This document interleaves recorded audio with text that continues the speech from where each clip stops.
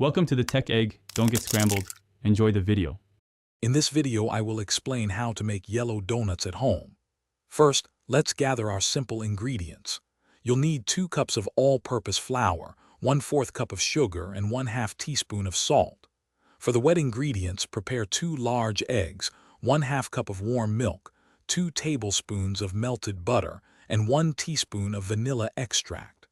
Don't forget 1 packet of active dry yeast to get that perfect rise. Now let's get mixing.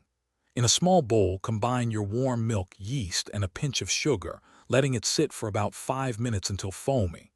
In a larger bowl, whisk together the flour, remaining sugar and salt.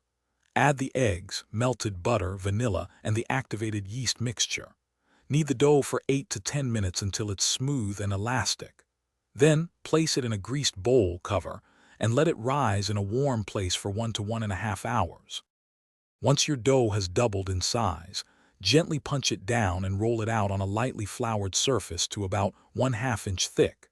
Use a donut cutter to create your shapes, then place them on parchment paper. Cover them lightly and let them rise for another 30 minutes.